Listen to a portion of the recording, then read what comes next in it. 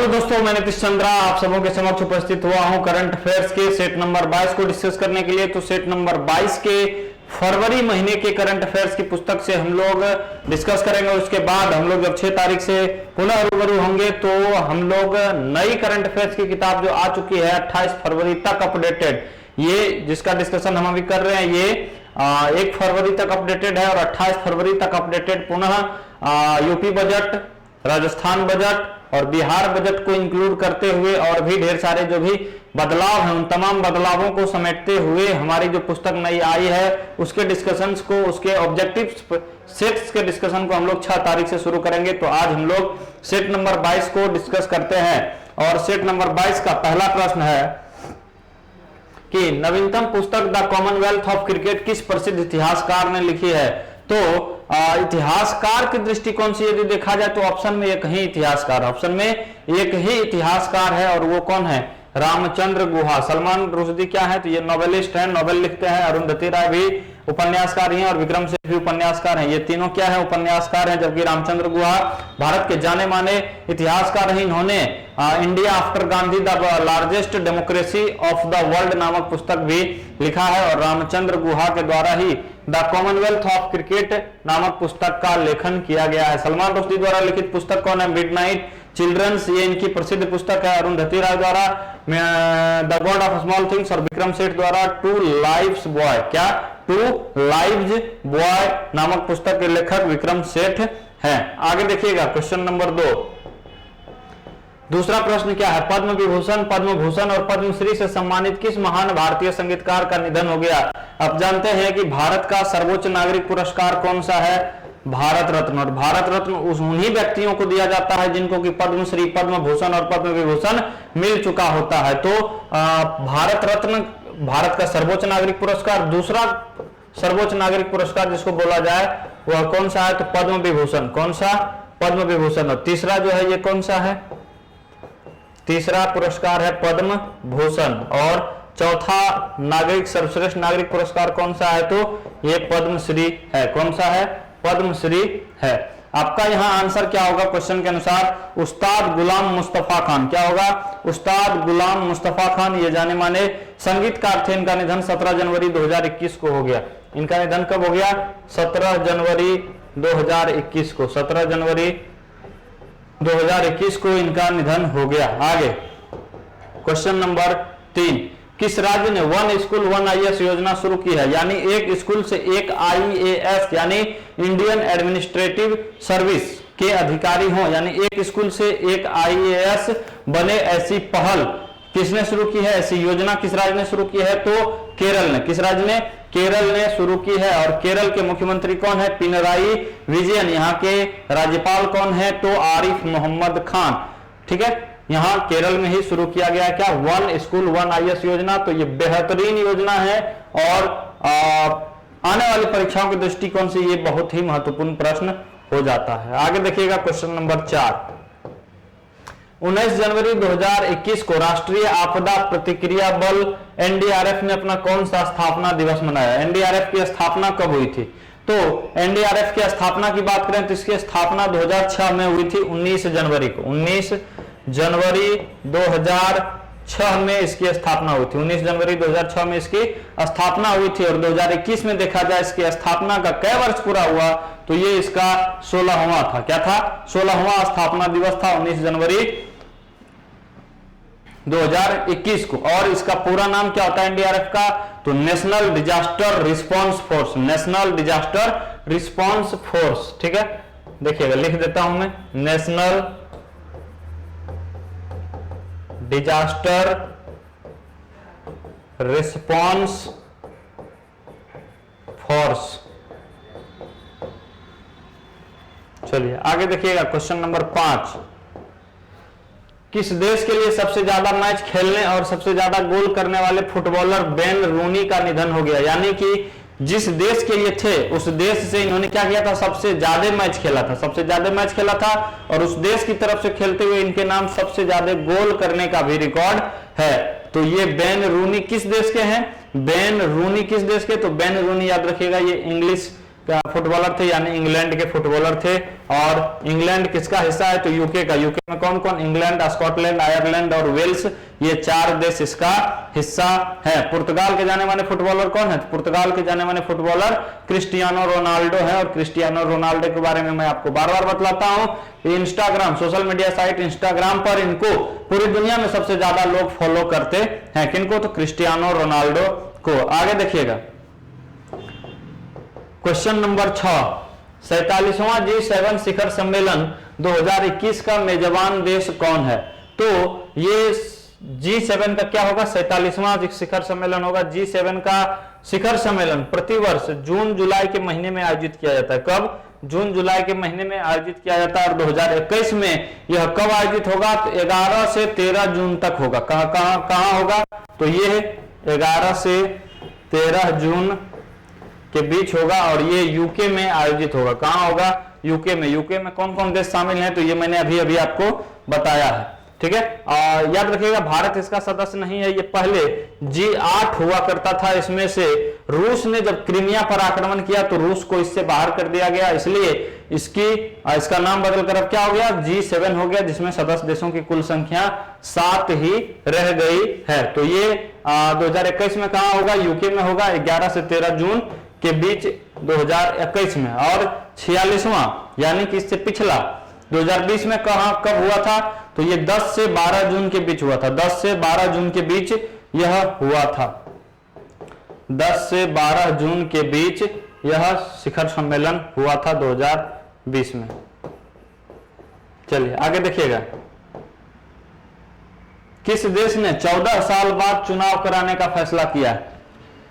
Asia का मानचित्र देखिएगा तो इजराइल और फिलिस्तीन के बीच एक विवाद है। इजराइल एक देश के रूप में खुद को मानता है, कई देशों ने उसे देश के रूप में मान्यता दे भी दिया है। हाल फिलहाल में सूडान ने उसको देश की मान्यता दी है, और जिसके एवज में अमेरिका ने सूडान को आतंकवाद प्रायोजित देशों की सूची से बाहर भी करके उसके साथ संबंधों को सुधारने का प्रयास भी किया। तो 14 साल बाद चुनाव कराने का फैसला कहां किया गया, इसी फिलिस्तीन में। इसी फिलिस्तीन में करवाया गया, जो मानता है खुद को एक देश के रूप में, लेकिन इजराइल कहता है कि यह मेरा भूभाग है और फिलिस्तीन कोई देश नहीं है। लेकिन यहाँ चुनाव करवाने का फैसला किया गया कितने वर्षों के बाद, तो 14 वर्षों के बाद। और यहाँ की राजधानी फिलिस्तीन की राजधानी माना जाता है रामल्लाह को। हालांकि ये अंतर्राष्ट्रीय स्तर पर देश के रूप में मान्यता प्राप्त नहीं रखता है, लेकिन यह खुद को देश मानता है और इसने अपनी राजधानी रामल्लाह को और पूर्वी इजराइल को घोषित कर रखा है। किसको, रामल्लाह और पूर्वी इजराइल को अपनी राजधानी घोषित कर रखा है। किसने, फिलिस्तीन ने। मालदीव की राजधानी माले एशियाई देश है। अजरबैजान की राजधानी बाकू, ओमान की राजधानी मस्कट है। ये सभी एशियाई देश हैं। आगे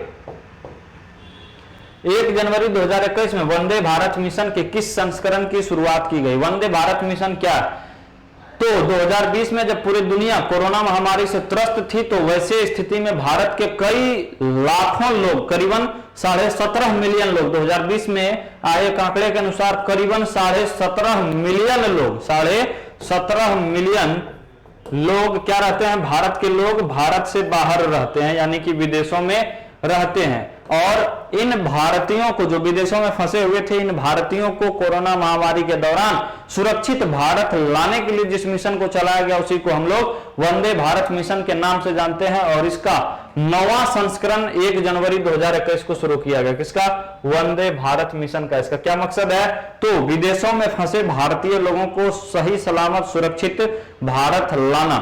ठीक है, और इसके 9वें संस्करण की शुरुआत 1 जनवरी 2021 को की गई। आगे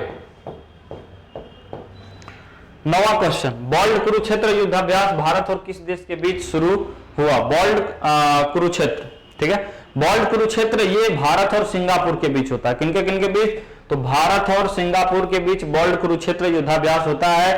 अंतिम बार इसका आयोजन 2019 में हुआ है। कहां, तो झांसी की बबीना नामक स्थान पर, उत्तर प्रदेश में 2019 में अंतिम आयोजन हुआ है। कहां, तो उत्तर प्रदेश के झांसी के बबीना नामक स्थान पर। झांसी यूपी, कहां, बबीना, किस स्थान पर, तो बबीना नामक स्थान पर आयोजित हुआ। ये किसके किसके बीच, भारत और सिंगापुर के बीच होता है बोल्ड कुरुक्षेत्र। श्रीलंका के साथ मैंने आपको बताया सिलिनक्स, कौन सा, सिलिनक्स, जो 2020 में भी आयोजित हुआ। ब्रिटेन के साथ कौन सा होता है, अजय वारियर। अजय वॉरियर भारत और इंग्लैंड के बीच आयोजित युद्धाभ्यास है। अमेरिका के साथ अभी हाल फिलहाल में ही 16वां युद्धाभ्यास, इसका नाम ही है, इस अभ्यास का या इस सैन्य अभ्यास का नाम ही क्या है? युद्धाभ्यास।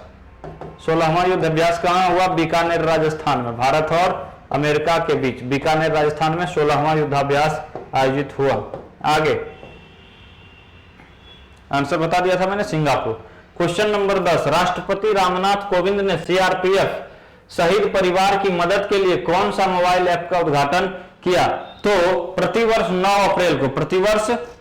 अप्रैल को क्या मनाते हैं हम लोग? शौर्य दिवस। क्या मनाते हैं? शौर्य दिवस मनाया जाता है। और इसी शौर्य दिवस के अवसर पर 2019 में, शौर्य दिवस के अवसर पर 9 अप्रैल 2019 को राष्ट्रपति रामनाथ कोविंद ने सीआरपीएफ वीर शहीद परिवार मोबाइल ऐप का उद्घाटन किया। शौर्य दिवस के अवसर पर सीआरपीएफ वीर शहीद परिवार नामक मोबाइल ऐप किसने? तो राष्ट्रपति रामनाथ कोविंद ने शुरू किया। इसके जरिए शहीद सीआरपीएफ के परिवारजनों को सहायता प्राप्त किया जाएगा इसकी मदद से। ठीक है, किस ऐप के जरिए? तो सीआरपीएफ वीर शहीद परिवार। ठीक है, आगे देखिएगा। क्वेश्चन नंबर 11, किस संगठन ने एक नया नक्शा जारी किया है जिसमें जम्मू कश्मीर और लद्दाख को शेष भारतीय मुख्य भूमि से अलग रंग में दिखाया गया है? ठीक है, तो ये नक्शा किसने जारी किया है? तो आपको पता होगा कि यह नक्शा WHO ने जारी किया। किसने? WHO ने जारी किया है। कोरोना महामारी के मद्देनजर WHO ने एक नया नक्शा जारी किया जिसमें जम्मू कश्मीर और लद्दाख को क्या किया गया? शेष भारतीय भूमि से अलग रंग में दिखाया गया है। WHO क्या है? तो वर्ल्ड हेल्थ ऑर्गेनाइजेशन है। और इसकी स्थापना कब हुई थी? तो इसकी स्थापना WHO की स्थापना 1948 में हुई थी। कब हुई थी? 1948 में। मुख्यालय जेनेवा में है। WTO की स्थापना कब? 1995 में। इसका पुराना नाम क्या था? गैट था। इसका मुख्यालय कहां? जेनेवा में। UNHCR क्या? संयुक्त राष्ट्र मानवाधिकार परिषद है। इसकी स्थापना कब? तो 1993 में। इसकी स्थापना कब? 1993 में। इसका मुख्यालय कहां? तो जेनेवा में। आसियान क्या है? तो 10 दक्षिण पूर्वी एशियाई देशों का एक संगठन है। इसका मुख्यालय कहां? तो इंडोनेशिया की राजधानी जकार्ता में। कहां है? जकार्ता में है। और यह नक्शा किसने? WHO ने जारी किया है। क्वेश्चन नंबर 12, सड़क परिवहन और राजमार्ग मंत्रालय ने सड़क सुरक्षा माह को कब से कब तक मनाने का निर्णय लिया है? तो ये क्वेश्चन आपको याद होगा, मैंने सेट नंबर 21 में भी मैंने ये बात आपको बतलाया था कि 18 जनवरी से 17 फरवरी तक सड़क सुरक्षा माह के रूप में मनाया गया। और यह सड़क सुरक्षा सप्ताह के रूप में के ब्रांड एम्बेसडर कौन है? सड़क सुरक्षा के प्रति लोगों को जागरूक करने के लिए सड़क सुरक्षा सप्ताह के ब्रांड एम्बेसडर के रूप में कौन कार्यरत है? तो अक्षय कुमार सड़क सुरक्षा सप्ताह के ब्रांड एम्बेसडर हैं। सड़क परिवहन और राजमार्ग मंत्री कौन है? नितिन गडकरी। आगे क्वेश्चन नंबर 13, भारतीय समुद्री रक्षा अभ्यास सी विजिल का पहला संस्करण किस वर्ष में आयोजित किया गया था? ये इसलिए चर्चा में है, ये इसलिए आपको ऐसा पूछा गया कि सी विजिल का पहला संस्करण कब हुआ था? तो 2019 में। कब हुआ था? 2019 में। और हाल ही में ये 2021 में। 2021 में ये 12 से 13 जनवरी के बीच, 12 से 13 जनवरी के बीच ये सी विजिल युद्धाभ्यास क्या हुआ है? सी विजिल समुद्री रक्षा अभ्यास आयोजित हुआ है, जिसमें कि भारत के समुद्र तटीय क्षेत्र जो है 7516 किलोमीटर की जो भारत का कुल तटीय क्षेत्र है। ठीक है, 7516 किलोमीटर, 7516.5 किलोमीटर का जो भारत का क्या है? तटीय क्षेत्र है। उस तटीय क्षेत्र में क्या किया गया? सी विजिल 21 का आयोजन किया गया। कब से कब तक? तो 12 से 13 जनवरी के बीच, 12 से 13 जनवरी यानी 2 दिन। आगे देखिएगा क्वेश्चन नंबर 14, केंद्रीय मंत्री डॉक्टर हर्षवर्धन ने तटीय अनुसंधान चेन्नई बंदरगाह पर कौन से नए तटीय अनुसंधान वाहन राष्ट्र को समर्पित किया है? तो डॉक्टर हर्षवर्धन क्या है? केंद्रीय स्वास्थ्य मंत्री हैं। और डॉक्टर हर्षवर्धन ने ही चेन्नई बंदरगाह पर तटीय अनुसंधान वाहन सागर अन्वेषिका, किसको? सागर अन्वेषिका राष्ट्र को समर्पित किया। क्यों? क्योंकि इसको आप कहां किया? तो चेन्नई बंदरगाह पर। ये भी याद रखिएगा, इसलिए इसको किया क्योंकि आप इस पर ये एक कंप्लीट जहाज की तरह है जिसमें आप बैठ करके आराम से बैठ सकते हैं, सो सकते हैं, घूम सकते हैं। बड़ा सा एरिया है, इसमें आप क्या कर सकते हैं? समुद्री क्षेत्रों को देख सकते हैं।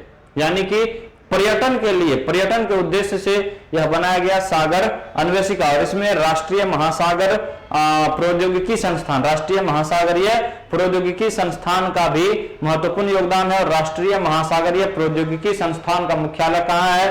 तो वह चेन्नई में है। कहाँ है? चेन्नई में ही स्थित है। और इसके प्रमुख कौन है इस वक्त? राष्ट्रीय महासागरीय प्रौद्योगिकी संस्थान के प्रमुख कौन है?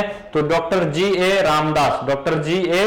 रामदास इसके प्रमुख हैं। ये कौन सा है, कौन सा वाहन? तो सागर अन्वेषिका है, समुद्री तटीय क्षेत्रों को देखने के लिए, घूमने के लिए। किस देश ने वन प्लेनेट समिट के चौथे संस्करण का आयोजन किया है?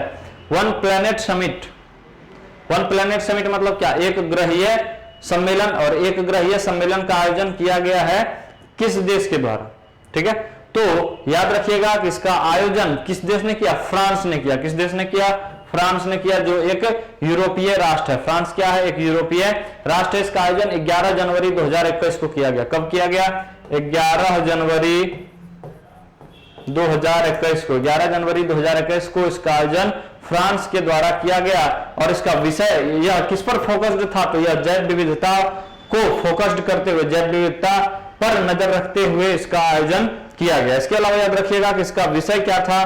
तो let's act together for nature, let's act together for nature, let's act together for nature इसका थीम था, इसका विषय था। कहां आयोजित हुआ? फ्रांस में 11 जनवरी को। देखिएगा आगे, नोकिया के मुख्य कार्यकारी अधिकारी, मुख्य कार्यकारी अधिकारी बोले तो क्या? मुख्य कार्यकारी अधिकारी मतलब CEO, chief executive officer. Nokia के सीईओ कौन है? पेक्का लुंडमार्क है। कौन है? पेक्का लुंडमार्क है। और ये क्वेश्चन आपको एनटीपीसी की परीक्षा शुरू हुई थी तो उस वक्त ये पूछा गया था। कल्याण कृष्णमूर्ति, कल्याण कृष्णमूर्ति किसके सीईओ हैं? फ्लिपकार्ट का नाम आपने सुना होगा, फ्लिपकार्ट, फ्लिपकार्ट के सीईओ हैं कौन? कल्याण कृष्णमूर्ति। डेनियल झाग, डेनियल झाग किसके सीईओ हैं? तो डेनियल झाग अलीबाबा समूह, जो कि चीन की एक जानी मानी कंपनी है, जैकमा का नाम आपने सुना होगा। ठीक है, वो भी इसी कंपनी से संबंधित है। अलीबाबा उन्हीं की कंपनी है। अलीबाबा ग्रुप के सीईओ कौन है? डेनियल झाग। वरुण श्रीधर किसके हैं? तो वरुण श्रीधर पेटीएम मनी के सीईओ हैं। किसके? पेटीएम मनी के सीईओ हैं। हालांकि पेटीएम पेमेंट्स बैंक बोले तो उसके सीईओ कौन? सतीश गुप्ता है। यहाँ वरुण श्रीधर किसके? पेटीएम मनी के, पेटीएम मनी के। ठीक है, आगे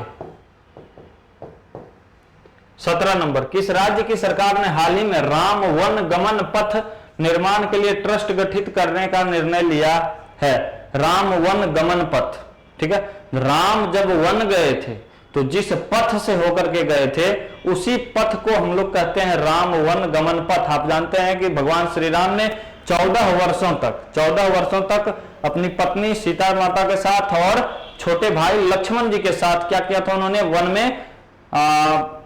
में वास किया था, यानी वनवास जीवन उनका था वो 14 वर्षों का।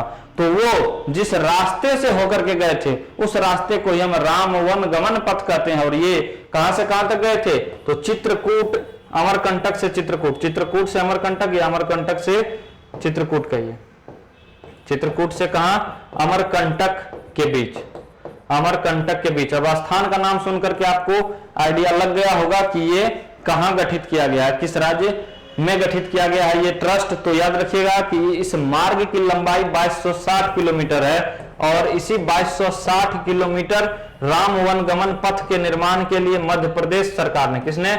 मध्य प्रदेश सरकार ने एक ट्रस्ट गठित किया था। जब कांग्रेस की सरकार थी तो मुख्यमंत्री कमलनाथ की अध्यक्षता में वहां यह ट्रस्ट गठित किया गया था। अब आगे इस पर क्या है, हालांकि फिलहाल कोई अपडेट नहीं है। शायद ये मार्ग बन जाए या पूरी तरह से विकसित हो जाए तो हमारे संज्ञान में कुछ आ सकता है। तो ये कहां गठित किया गया था? मध्य प्रदेश की कांग्रेस सरकार के द्वारा। ठीक है, चलिए आगे देखिएगा। किस राष्ट्रीय अभ्यारण्य को इको सेंसिटिव जोन घोषित किया गया है? इको सेंसिटिव जोन क्या होता है? इको सेंसिटिव कहने का मतलब होता है कि पारिस्थितिकीय रूप से कोई क्षेत्र संवेदनशील हो गया है, यानी उस क्षेत्र को ज्यादा संरक्षण दिए जाने की आवश्यकता है, उस क्षेत्र को बचाने के लिए, उस क्षेत्र के संरक्षण के लिए ज्यादा से ज्यादा लोगों को जागरूक करने की आवश्यकता है, ज्यादा से ज्यादा प्रोत्साहन करने की आवश्यकता है, और सरकार का ध्यान, पर्यावरण मंत्रालय का ध्यान, पर्यावरण विभाग का ध्यान उस ओर ज्यादा आकर्षित करना ही उसका है मकसद। यानी ज्यादा क्योंकि वो जो खतरे में है या भयावह स्थिति में है, उस स्थिति को सुधारा जा सके और उसकी स्थिति को बेहतर किया जा सके, इसलिए इको सेंसिटिव जोन घोषित किया जाता है, जिसको कि ESZ भी इसी को शॉर्ट में कहते हैं, ESZ। ये आपको कई बार फुल फॉर्म के रूप में पूछ लिया जाता है कि इसका फुल फॉर्म क्या होता है, इको सेंसिटिव जोन। और किसको हाल ही में इको सेंसिटिव जोन घोषित किया गया, तो चंबल अभ्यारण्य को, किसको, चंबल अभ्यारण्य को इको सेंसिटिव जोन किया गया है घोषित। चंबल अभ्यारण्य में याद रखिएगा कि घड़ियाल बहुत पाए जाते हैं, क्या कहा, एक चंबल अभ्यारण्य में घड़ियाल बहुत पाए जाते हैं, और पूरे देश में जितने घड़ियाल है, पूरे देश में जितने घड़ियाल हैं उसका 75% घड़ियाल, पूरे देश का 75% घड़ियाल कहां है, तो इसी चंबल वन्यजीव अभ्यारण्य में है। किसमें, चंबल अभ्यारण्य में है। यहां कुल मिलाकर के कितने घड़ियाल हैं, तो 180 घड़ियाल हैं मात्र। कितने, 180 घड़ियाल हैं। यानी कि आप सोच सकते हैं कि देश में कुल कितने घड़ियाल हैं, तो आप इस कैलकुलेशन को करके आप ये पता लगा सकते हैं कि देश में कुल कितने घड़ियाल हैं। ठीक है, यानी कि देश में कुल कितने, 240 घड़ियाल हैं, जिसमें से 180 किसमें है, चंबल में है। वाल्मीकि अभ्यारण्य कहाँ है, बिहार के पश्चिमी चंपारण में है। पन्ना टाइगर रिजर्व कहाँ है, तो MP में है, पन्ना टाइगर रिजर्व मध्य प्रदेश में। और दुधवा अभ्यारण्य कहाँ है, UP में, दुधवा कहाँ, UP में है। आगे देखिएगा क्वेश्चन नंबर 19। क्वेश्चन नंबर 19 क्या है, फीफा वर्ल्ड कप से संबंधित है। महिला फीफा कप 2019 का आयोजन कहां किया गया। फीफा क्या है, तो पूरे विश्व में फुटबॉल खेल के आयोजन को लेकर के सर्वश्रेष्ठ नियामक है, ये सर्वश्रेष्ठ संस्था है फीफा। इसका पूरा नाम क्या होता है, football federation of international D football association, federation of international D football association इसका पूरा नाम है। इसकी स्थापना कब की गई थी, 1904 में। और फीफा के द्वारा महिला फीफा कप 2019 कहां आयोजित हुआ, तो यह आपका फ्रांस में आयोजित हुआ था। कहां आयोजित हुआ था, फ्रांस में। महिला फीफा विश्व कप 2019 फ्रांस में आयोजित हुआ था 7 जून से 7 जुलाई के बीच। कब से कब तक, 7 जून से 7 जुलाई के बीच, 7 जून से 7 जुलाई के बीच यह आयोजित हुआ था। 7 जून से 7 जुलाई के बीच महिला फीफा विश्व कप आयोजित हुआ था। कहां, फ्रांस में। ठीक है, और ये फीफा विश्व कप का कितना संस्करण था, तो महिला फीफा विश्व कप का ये 8वां संस्करण था। 8वां संस्करण था महिला फीफा विश्व कप का। कितना संस्करण, 8वां संस्करण था। आगे का क्वेश्चन देखिएगा, क्वेश्चन नंबर 20। क्वेश्चन नंबर 20, किस राज्य में स्थित कीथम झील या सूर्य सरोवर को रामसर साइट घोषित किया गया है।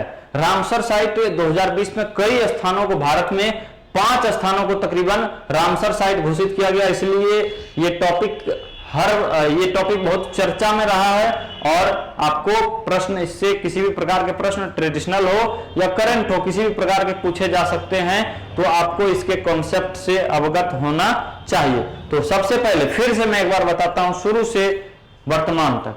रामसर साइट है क्या, तो ईरान में एक शहर है रामसर, ईरान में एक शहर है रामसर। यहीं 1971 में एक सम्मेलन हुआ था, जिसमें कि विश्व के समस्त आर्द्र भूमियों के संरक्षण के लिए चर्चा की गई थी। यह सम्मेलन रामसर सम्मेलन के नाम से जाना जाता है। और इसी में यह निर्णय लिया गया था कि देश, विश्व के वैसे आर्द्र भूमि जो भी क्या है संकटग्रस्त है, उसको संरक्षित करने के लिए, बचाने के लिए उस देश की सरकार उसको रामसर साइट के रूप में घोषित करेगी और उसको विकसित करेगी, पर्यटन स्थल के रूप में विकसित करेगी, जिससे उसका संरक्षण भी हो जाएगा और उसकी वृद्धि और उसमें विकास भी, डेवलपमेंट की प्रक्रिया भी देखने को मिलेगी। तो रामसर साइट, रामसर सम्मेलन 1971 में हुआ था। उसके बाद फिर याद रखिएगा कि भारत में 2020 अक्टूबर नवंबर से पहले कुल 37 रामसर साइट थे। भारत सरकार ने कितने रामसर साइट घोषित कर रखे थे, 37। लेकिन 2020 में सबसे पहले आसन कंजर्वेशन रिजर्व को, किसको? आसन कंजर्वेशन रिजर्व, मैं लिख देता हूं आसन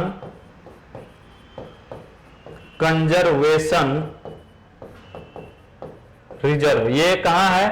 ये उत्तराखंड में है, और ये उत्तराखंड का पहला रामसर साइट है। उत्तराखंड का पहला फर्स्ट रामसर साइट ये उत्तराखंड का हुआ है। कौन? आसन कंजर्वेशन रिजर्व। अब क्या हो गया? रामसर साइट की संख्या कुल 38 हो गई। फिर क्या हुआ? महाराष्ट्र का लोनार झील। लोनार झील कहां? महाराष्ट्र। महाराष्ट्र का लोनार झील को क्या किया गया? रामसर साइट घोषित किया गया। फिर अब देखिएगा क्या, सुरसागर, सुरसागर या सुर सरोवर जो कहिए, सुर सरोवर, इसी को कीथम झील भी कहते हैं, इसी को कीथम झील भी कहते हैं। ये कहां? यूपी का है, इसको भी रामसर साइट घोषित किया गया। उसके बाद कहां? तो बिहार का कांवर झील, कांवर झील, और कांवर झील कहां? तो बिहार का है, इसको भी रामसर साइट घोषित किया गया। उसके बाद फिर कहां? कितना हो गया? 37 था, 38, 39, 40, 41। अब देखिएगा फिर तसोकर झील। यहां पे क्या होता है कि एक मीठा पानी का झील और एक नमकीन पानी की झील दोनों आकर के मिलती है। तो तसोकर वेटलैंड को, ये कहां है? लद्दाख में है। ये कहां है? लद्दाख में है। इसको भी क्या किया गया? रामसर साइट घोषित किया गया। यानी कि अब भारत में कुल कितने रामसर साइट हो गए हैं? कुल कितने रामसर साइट हो गए हैं? तो 42। कुल कितने रामसर साइट हो गए? 42 रामसर साइट हो गए हैं। अब क्या पूछा है कि कीथम या सुर सरोवर कहां? तो कीथम या सुर सरोवर या कीथम कहां लिखे हैं हम? यूपी में। कहां है? तो यूपी में है। बिहार में किसको? तो इस वर्ष कांवर झील बिहार बेगूसराय में है, इसको क्या किया गया? रामसर साइट घोषित किया गया। क्लियर होगा? कोई दिक्कत इस प्रश्न में अब आपका नहीं रहा होगा। सेट नंबर 22 के डिस्कशन को भी हम यही समाप्त करते हैं। अब 6 तारीख से आपसे मिलेंगे हम पुनः नए किताब के डिस्कशन के साथ। इसमें 8 सेट्स रह गए हैं, इसके लिए हम आपसे खेद प्रकट करते हैं। अगले महीने हम प्रयास करेंगे कि 30 के 30 सेट्स को समाप्त कर पाएं। तो 6 तारीख से हम अब आपके सभी डिस्कशंस के साथ उपस्थित होंगे। 10 बजे एमटीएस के जीके के डिस्कशन के लिए, 10 बजे सुबह में, 3 बजे करंट अफेयर्स की नई किताब के पहले सेट के डिस्कशन के साथ 3 बजे, और 8 बजे स्टैटिक जीके के डिस्कशन में हम आपसे रूबरू फिर होंगे। इसी वादे विश्वास और उम्मीद के साथ मैं नीतीश चंद्रा फिलहाल आपसे विदा चाहता हूं। जय हिंद, धन्यवाद।